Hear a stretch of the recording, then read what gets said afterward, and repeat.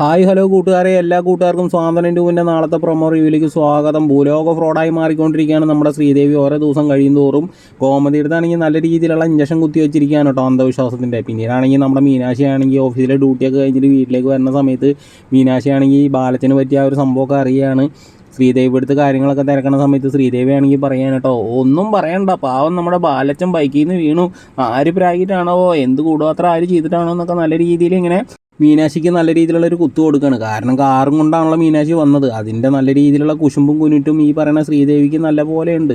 പിന്നീടാണെങ്കിൽ നമ്മുടെ ബാലനാണെങ്കിൽ ഡോക്ടർക്ക് വിളിച്ചിട്ട് കാര്യങ്ങൾ തിരക്കുകയാണ്. ഡോക്ടർ, ആ പയ്യനിപ്പോൾ എങ്ങനെയുണ്ട്? അപ്പോൾ ഡോക്ടർ പറയുകയാണ്, പുള്ളിക്കാരനും ഇതുവരെ ബോധം വന്നിട്ടില്ല. എത്ര ദിവസം പിടിക്കും ഡോക്ടർ ബോധം വരാൻ വേണ്ടിയിട്ട്?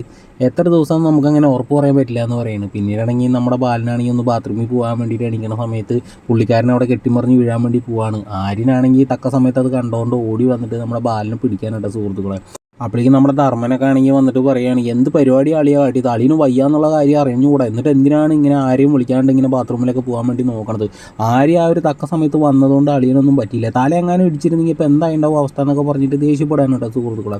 അപ്പോൾ ബാലനാണെങ്കിൽ ഇങ്ങനെ ആര്യയുടെ മുഖത്ത് നോക്കിയിട്ട് ഇങ്ങനെ തലയാടണ സുഹൃത്തുക്കളെ. എല്ലാവർക്കും ഈ ഒരു പ്രൊമോ റിവ്യൂ ഇഷ്ടമാണെങ്കിൽ ഒന്ന് ലൈക്ക് സബും ചെയ്യണേ.